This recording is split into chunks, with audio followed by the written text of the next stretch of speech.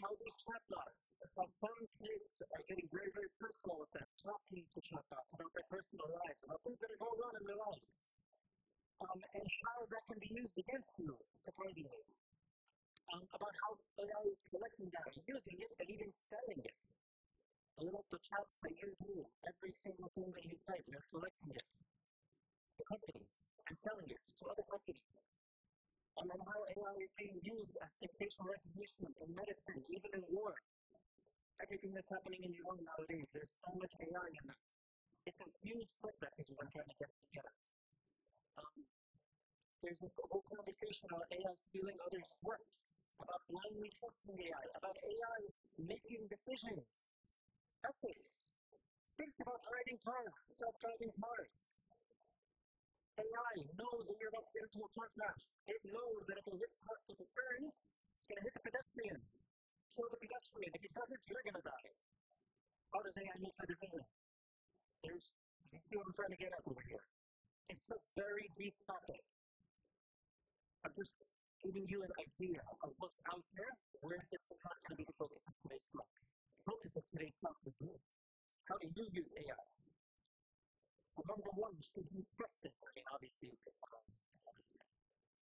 Number two, I'm going to give you the Islamic perspective. And number three, I'm going to talk to you a little bit about Islamic history. And you'll see how it works. How does this make sense? Sound good so far? You guys ready? Okay. 3 minutes. Okay, first and foremost, I just want you to know all of this is research. This is not coming from me. Number one, on the top left, you can see it. How children or young adults use AI. Common Sense Media has conducted research, and it has identified that 86% of children use AI. 86%. I'm scared to ask, but if I ask you guys, please raise your hand. If you have never used AI, I imagine nobody's hands will go up. One person. Everyone's using AI. Is what research says as well.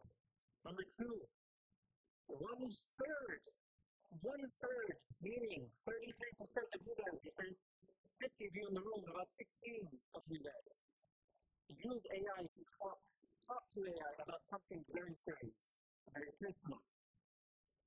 You shouldn't do that, and I'll show you why. This study, Pew Research Center, conducted a study where it had a survey. It surveyed 1,200 students, asking them, 13 to 17 years old, what do you use AI for? How do you use AI in terms of finding information for schoolwork? 57%, said to search for information. 54% said to get help with schoolwork. 47% said they don't even use it for that, they just use it for fun and entertainment. To be quite honest, I'm not even sure how you use AI for fun and entertainment at all. 42% said that they use it to summarize articles, videos, or books. 38% to create images or videos. 19% to get news. Don't get your news from AI. I don't know why you're doing that, or why some students are doing that. 16% said just for casual conversation, and 12% said to get emotional support for events. Just give you an idea of not just you, but the people around you, and even your classmates in school, how they use AI as well. This is how people are using it. Here's the issue. On the left, there's a study that was conducted by Science Direct. They said that there are 3 main issues with students using AI. Number one is social isolation and emotional disconnection. All that means is when you are going through some difficulties, instead of talking to somebody who can help you, now do AI. And because of that, you're not getting help anymore. You're not talking to an older sibling or a parent or a teacher or some kind of adult. You're just talking to a chatbot. Number two, cognitive dependency. I once heard somebody say, finding a cure for exercise is not a good thing. You need exercise. In the same way, your brain needs exercise. So it should be obvious. You use AI a lot, you're going to be stupid, like what else can I say? Third, there are privacy concerns. I can talk a lot about the privacy concerns. I'm not gonna make that the focus, but I will just say this. A lot of your chats can be downloaded and searchable online, meaning people can just search on Google and find your chats. Under certain circumstances, I can just search about the people. There's a lot to be said about that. Okay? Just not focus on that. Anyway, here's the big thing. This is the big thing. PubMed conducted a study and they learned that ChatGPT specifically is wrong, factually wrong, 33% of the time. That means if you ask it 3 questions, statistically, one of its answers are going to be wrong. Other studies say 56% of the time, more than half. Like insane number. If you have a friend who is wrong in their advice, 56% of the time, would you still ask them for advice? Do you see the issue? Remember what I said. AI is like a hammer. It can be used for good, it can be used for bad. All this is making you think it can only be used for bad. But believe it or not, there are good things that you can use it for. And I'll get into that. I know what's going on in your mind now. As I'm explaining all of this, you're thinking about your own personal experiences. You're thinking to yourself that you have used AI and you've talked to ChatGPT and you don't feel like it's wrong. You don't feel like it's wrong more than half the time, or 33% of the time. So how can this be? You don't want to take my word for it. Look at all these organizations, and there are much, much more saying, be careful, it's giving you wrong information. You have NIST, UNESCO, UNICEF, Harvard, Stanford, MIT, the European Commission, the U.S. Department of Education, not the New York City Department of Education, the United States Department of Education, the whole country, the American Psychology Association. There's a lot that are saying there's a serious problem. Stop trusting it. Stop trusting it.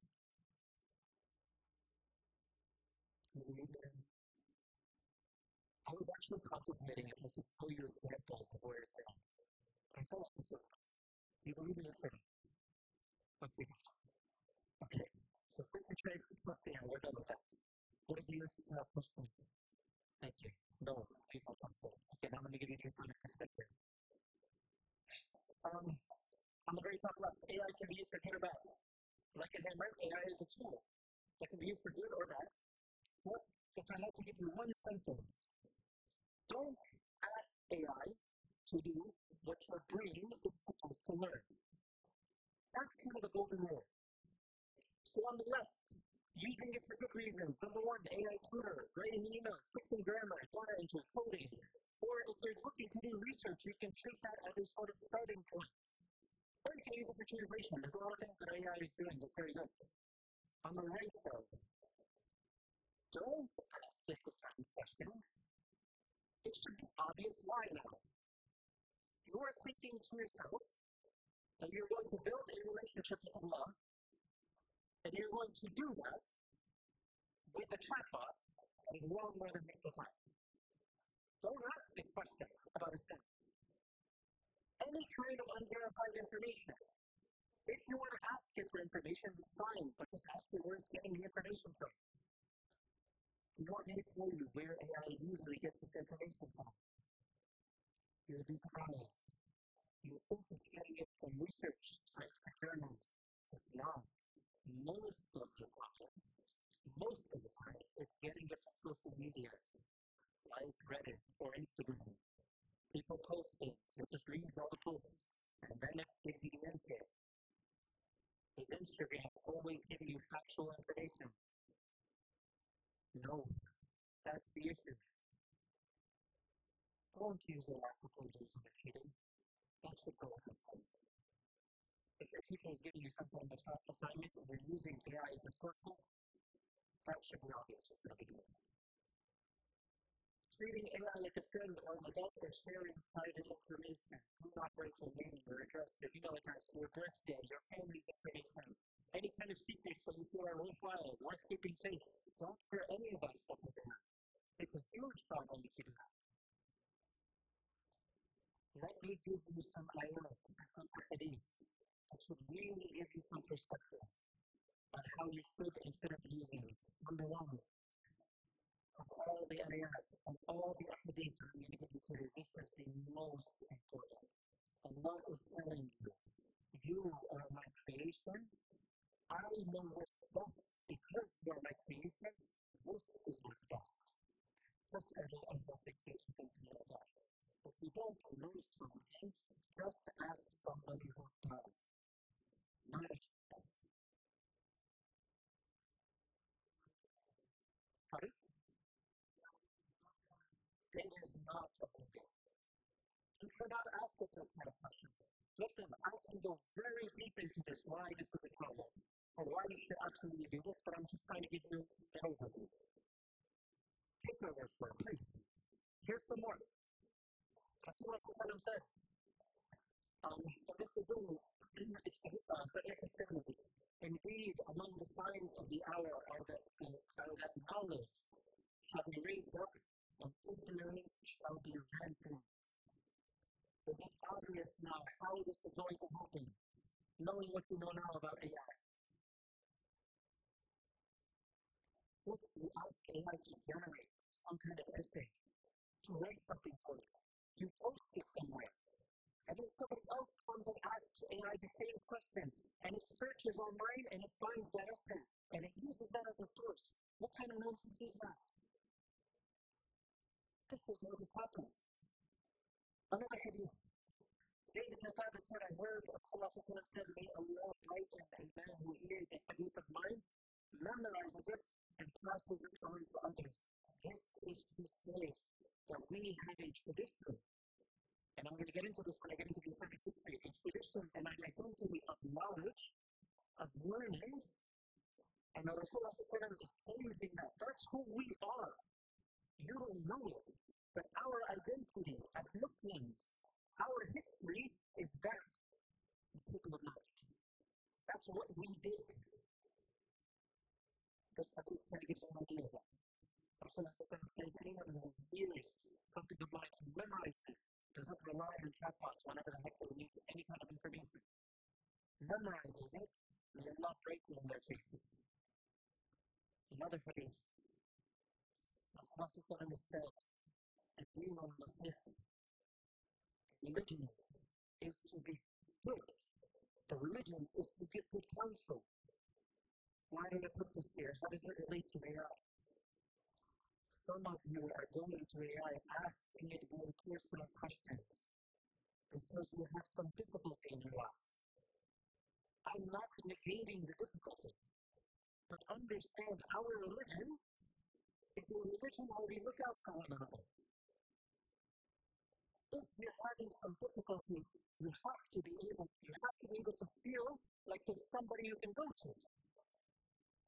If at your home you're struggling, then at least in the message you can maybe talk to somebody. Because we all live by this. This is our religion. Another hadith. Maybe I'll skip this one. You guys want me to talk about this one? Yes? Okay. Rasulullah said, or Abu Musa said that the Prophet said the example of a good, pious friend and an evil friend is that of a person carrying perfume and another blowing a pair of bellows. Bellows is just this. I put this right in case somebody didn't know what it is. Bellows. Bellows is like that big thing. They pump it into the flame and it makes the flame brighter. It makes the flame bigger. So, Rasulullah is saying a good friend is like somebody carrying perfume, and a bad friend is like somebody who pumps bellows.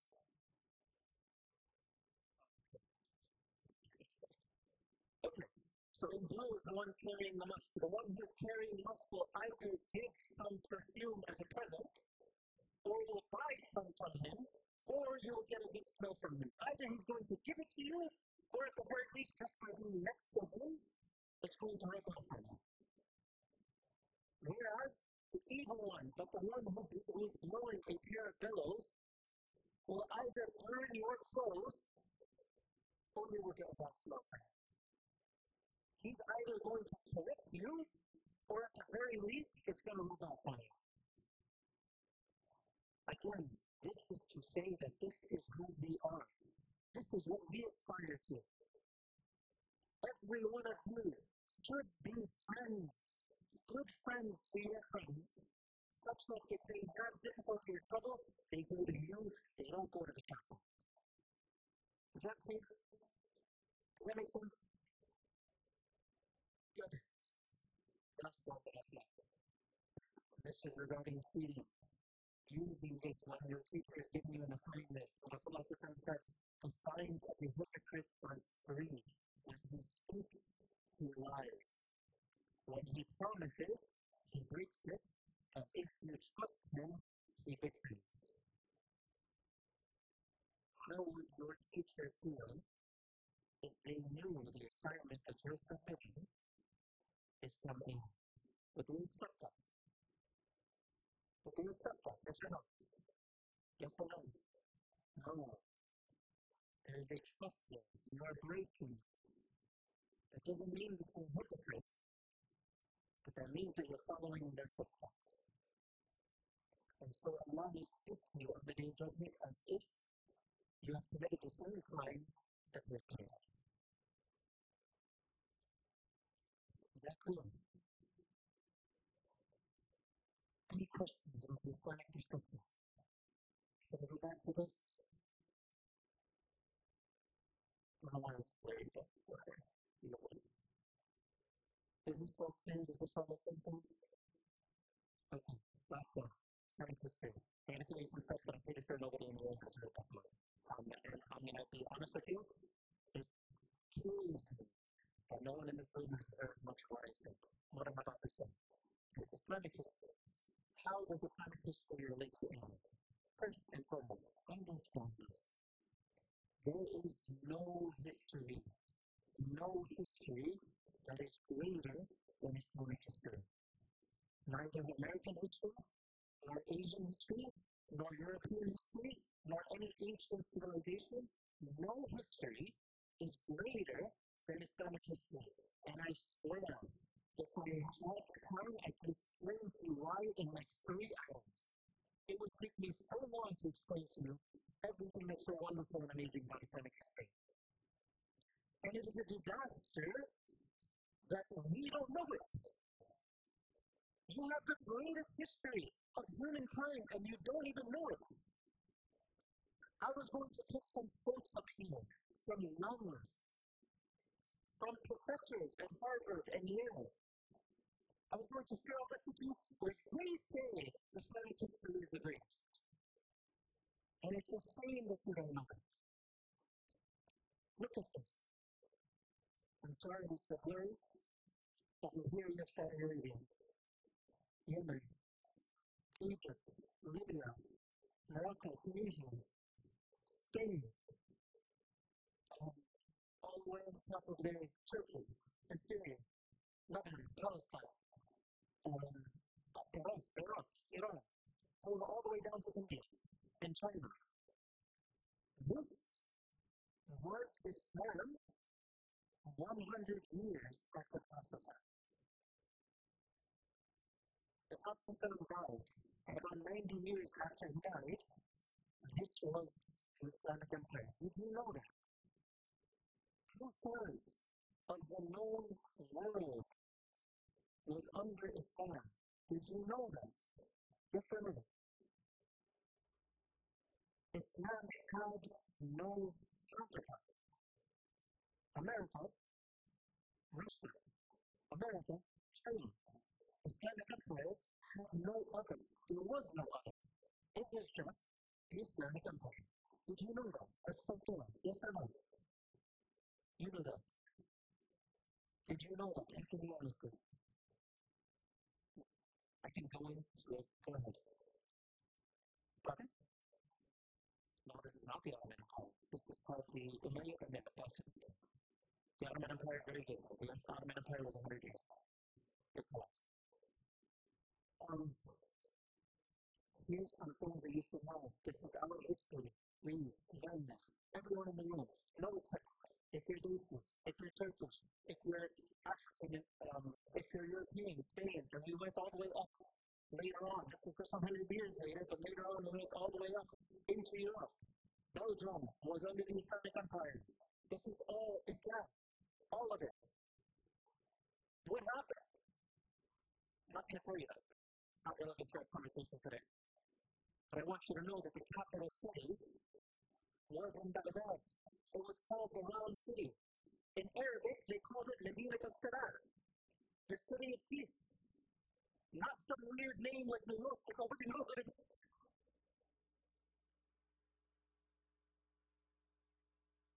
Our cities have actual meaningful names. This really tells you something. Medina al-Salam, the city of peace. In the city of peace, what was so famous, we had something called Bayt al-Hikmah, the house of wisdom. It looked something like this. Unfortunately, it's been destroyed. It looked something like this. This house existed for almost 500 years. It wasn't a house, it was a huge library.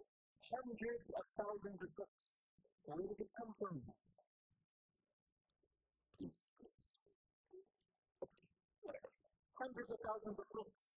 I'll tell you what happened. The Muslims, as soon as all of this fell under their empire, this is why I was giving it up. This is why it bothers me so much to be quite honest. What the Muslims did, not just Arab, Muslims, all of them, they gathered books from around the globe. They went to Greece, to Persia, India, China, Mesopotamia, Egypt. They gathered books from around the world. They learned multiple languages. All of this, they translated all of this into Arabic, and they made it accessible. Anyone who wants, come to the Medina al-Salam, come to Bayt al-Hikmah, learn. This is what I mean by this is our legacy. This is who we are. Think for a moment. Think for a moment. How did we go from living in caves to living in this wonderful and amazing world? What happened in between? They don't tell you this, but the Muslims contributed so much. The modern world wouldn't be where it is right now if it wasn't for us. It's a shame that we don't have this. Look, even further, there was a Khalifa, meaning a king of the Islamic Empire. His name was Al-Ma'mun. In part of a peace treaty with the Byzantines, i.e. the Romans, he said, if there's going to be peace between us, I want this book. Can you imagine Trump going to Iran? If we want peace, give me a book. Can you imagine that? Look at the name of the book. The author's name is Ptolemy. Is that Muslim? Is he Arab? No. They brought the book. The Romans gave it to the Muslims. They translated it in Arabic. They put it in British English. And they studied it. And they studied it and they advanced it. They took it even further. This is what we were known for. These are YouTube video thumbnails. Please go home, maybe watch some YouTube videos. Where do these people belong? This is a Khwarizmi, known as the father of modern math. He created modern math. Everything you're learning in your school was him. And for us. This is Ibn Haytham. Camera lenses, glasses, him. Why am I saying all of this? Now we're using AI to cheat. This is a legacy, and we're using AI to cheat. Are you kidding me? It's such an insult. Do you see my point? There's even more. Ibn Fitness. If you've heard of him, he's the father of modern aviation. He studied wind, and he built a glider. He was considered the first man to ever fly. Maybe you've heard of the Wright brothers. You've never heard of Ibn Fitness. 1,000 years ago, he flew.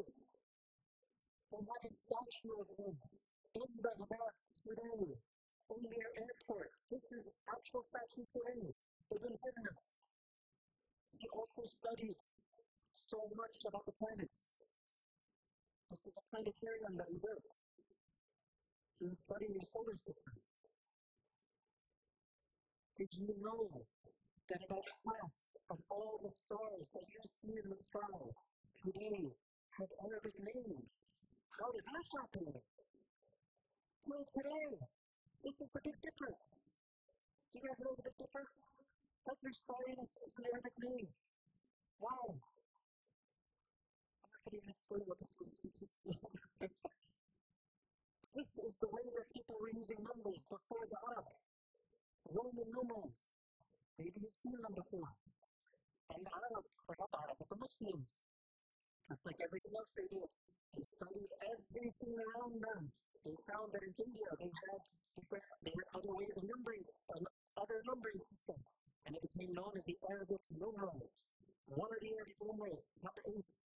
The numbers that you use, 1, 2, 3, 4, those are called Arabic numerals. Ask your math teacher, what are these numbers called? Till today, everyone calls them Arabic numerals. Why? A history that we don't know about. You see my point? When I think about this, and when I think about students using AI, oh my gosh, how far we've fallen. What an insult.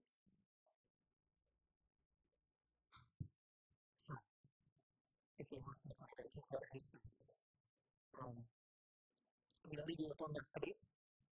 Rasulullah said, I swear by Allah, and this is in Sahih Bukhari, I swear by Allah, it is not poverty that I fear for you, but rather I fear you will be given the wealth of the world. Just as it is given to those before you, you will compete for it, as they competed for it, and it will ruin you just as it ruined them. You would think that what would destroy us is that we're poor. You would think that as we gain money and resources, we will grow. We will be better. That's what I'm saying, no, it's the opposite. Poverty is better for you.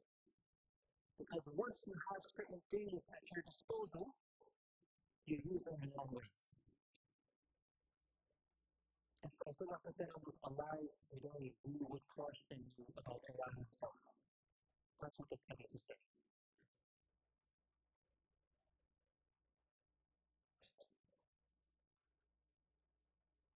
So, is that clear? I'm so sorry. I hope there was something that resonated with you today. Please, just make sure that if you are going to use AI, that you use AI in good ways and beneficial ways. My key advice to you, again, just going back to what I shared before. AI, if it's something that your brain should be learning, don't use it for it.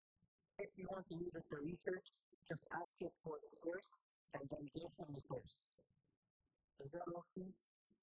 Because I'm going to get a learning questions before I conclude.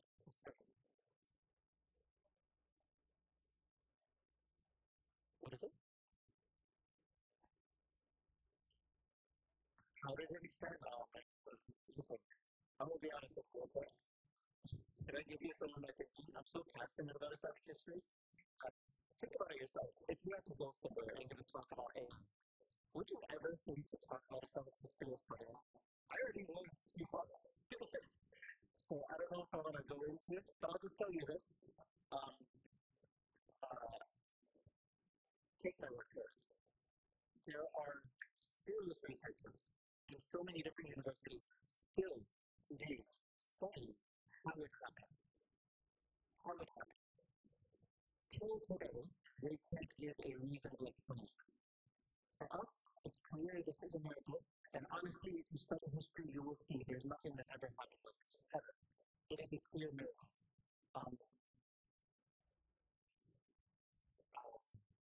That's the best I can say. It's not amazing. They stood with like nothing but sword, no armor, against elephants. Like, I don't know how else to put it. They were amazing. Any other questions?